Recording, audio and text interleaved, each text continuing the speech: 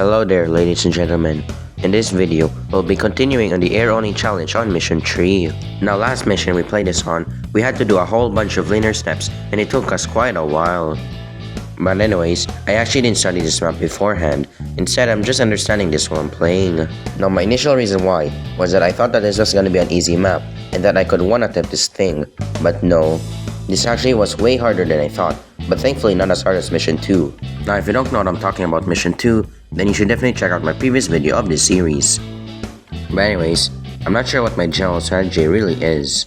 On one hand, I could capture all extractor pools on the main continent, but then I'd be dealing with 2 enemies on both sides.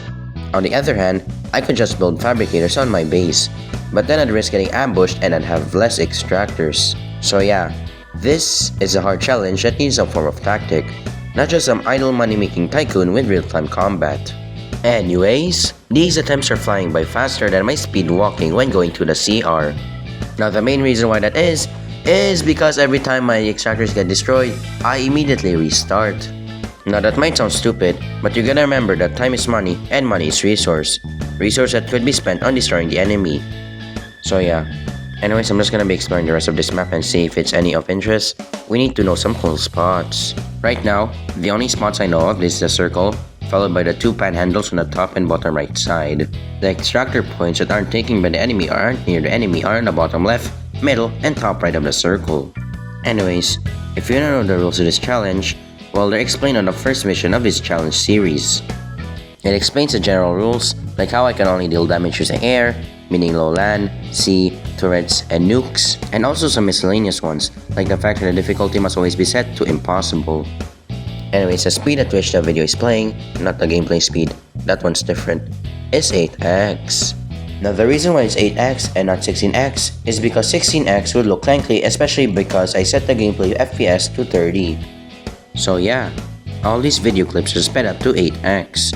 However, editing mistakes might make it higher or lower. So tell me in the comment section down below if there's any editing mistakes.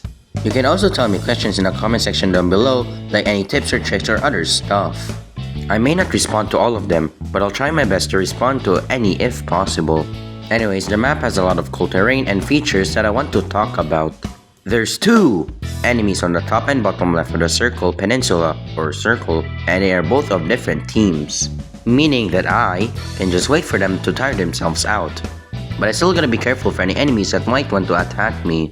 There's also water surrounding the sides of the circle, making the entire circle a peninsula, land that's mostly surrounded by water, meaning that enemy boats like gunboat, not gunship, and missile ship can attack my building or units near the shore. So yes, we need to place our property away from the shoreline as much as possible to avoid unwanted conflict. Unfortunately in this attempt, I forgot to do it. But anyways, aside from that, this map doesn't have any islands, at least as far as I know. So, let's now go ahead and talk about the strategy. Also, don't look at the minimap on this attempt, just don't. Fabricators are an essential key in our strategy in this mission. Without it, we won't be able to increase our income. Of course, we could use extractors, but they need extractor pools to be placed, and the safest one is on our base. The other 2 on the circle are very unstable, meaning that they get constantly attacked by our enemies. Now we could just build air units to deal with this situation, but that costs money, and money is resource. Resource that we could use to build things like fabricators for income. Income that we could use to build units, but that costs money, and money is resource. Resource that we could use to build things like fabricators for income.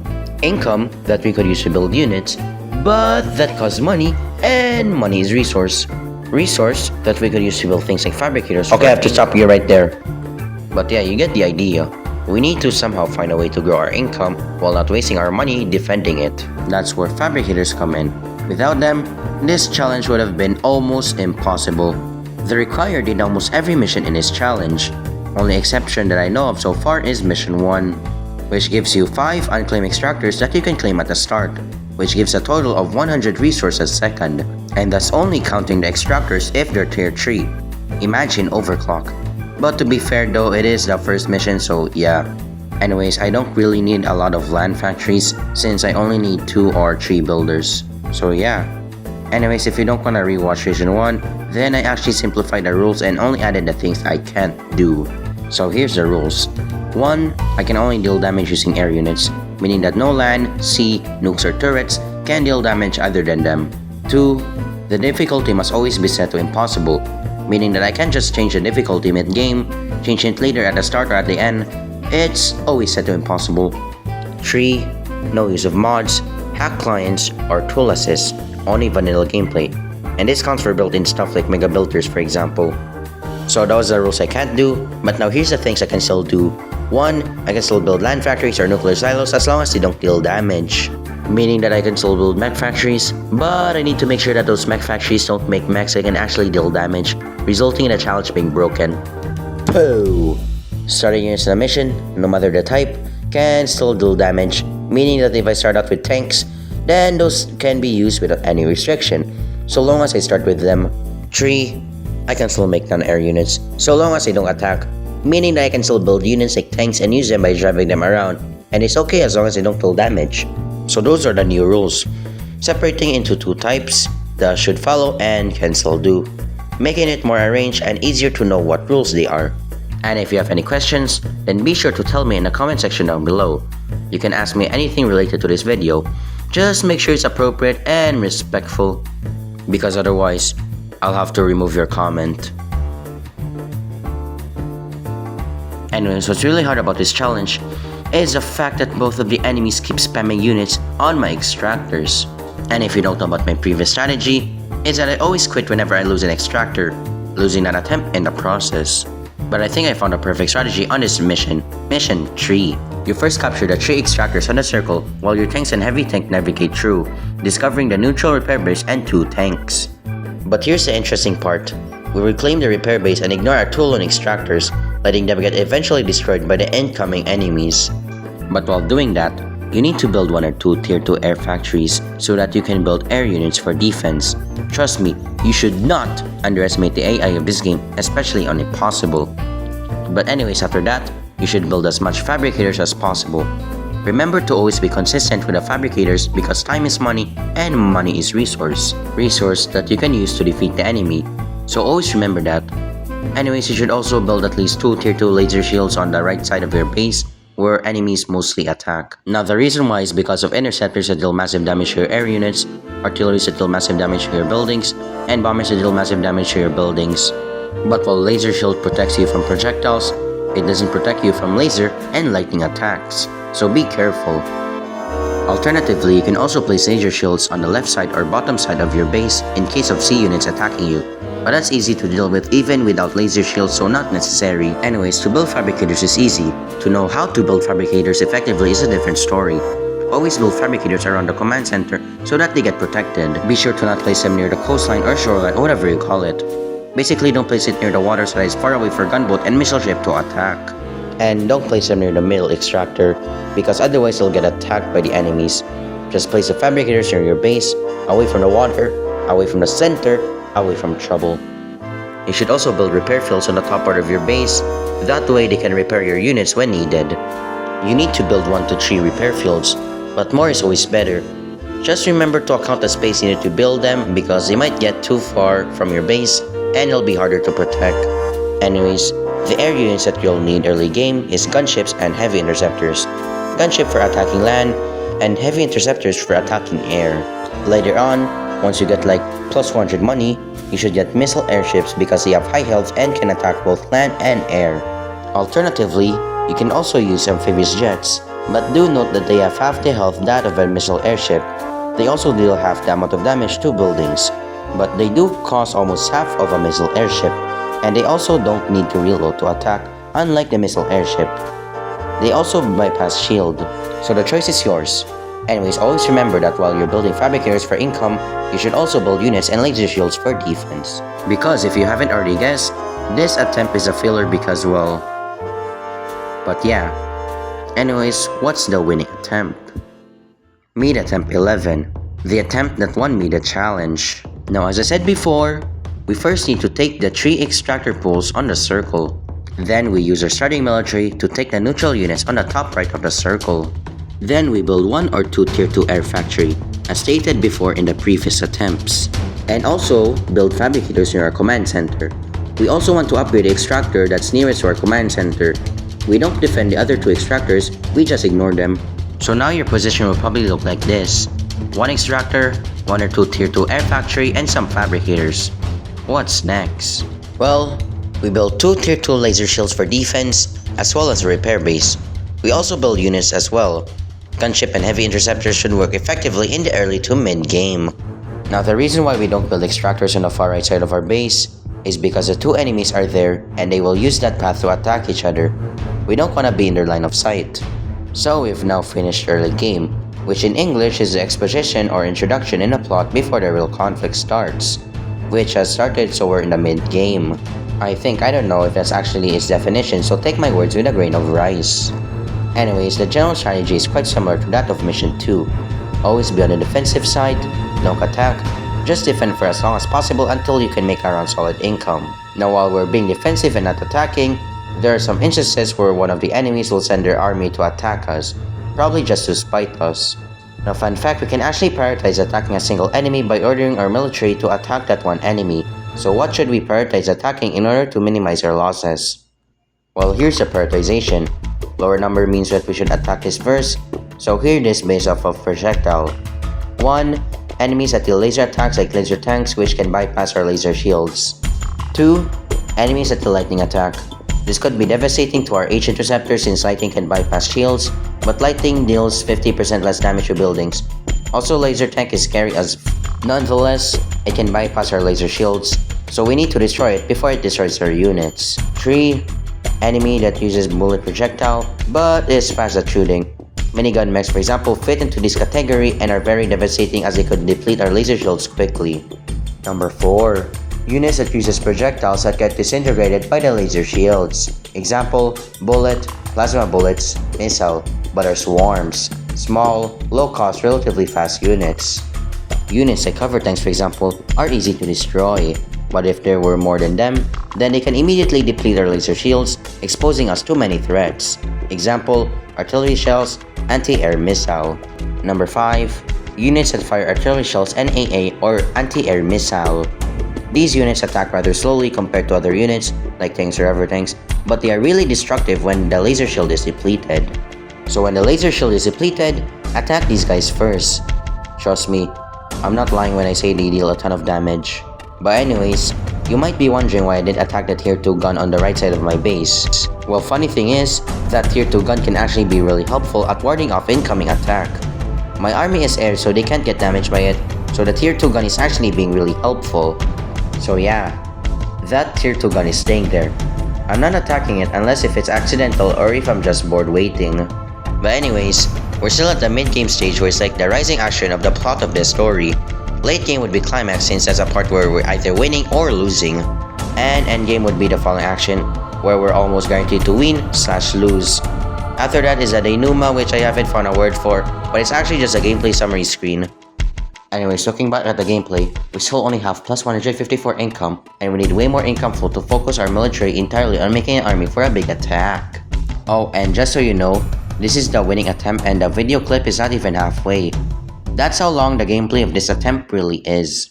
Is it because of the strategy?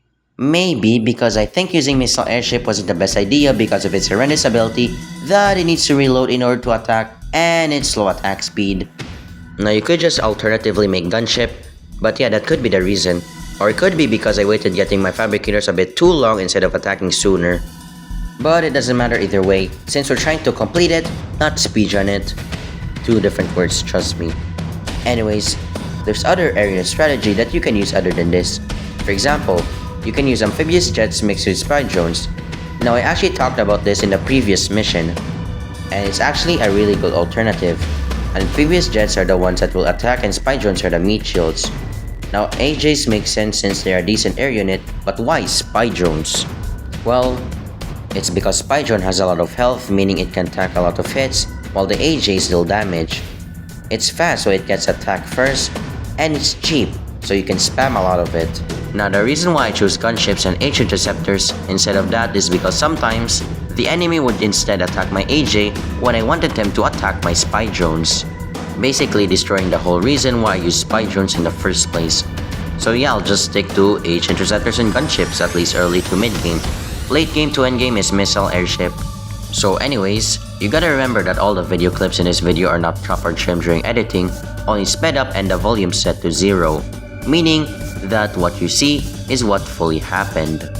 Now of course editing mistakes could mean that some parts were actually cropped or trimmed during editing, so tell me for any errors in the comment section down below. Anyways, you might be asking why I sacrificed all my gunships and H interceptors to destroy Blue SAMs, when I can just make Red do it for me, or wait until I can make a large army, which then I would use. Well, it's because I needed space for my missile airship, and I want only one type of unit, so there was no strategy. I just cleared their base for no good reason. But don't actually try that. It's a risky strategy that would end up getting you bombarded by swarms and artilleries.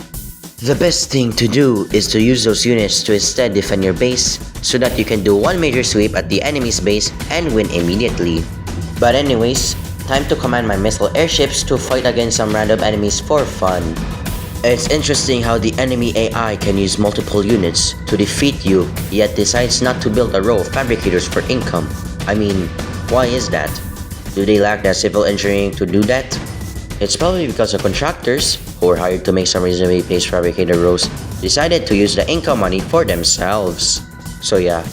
Anyways, we're at the late game, as you can see here, where I've managed to acquire a strategy or something, or whatever you call it. Sufficient income, something that can make me win the game. So yeah.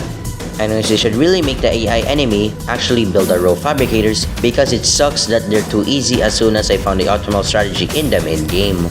So devs, please make them build a row of fabricators, that way their income isn't only limited to extractors and 1 or 2 randomly placed fabricators.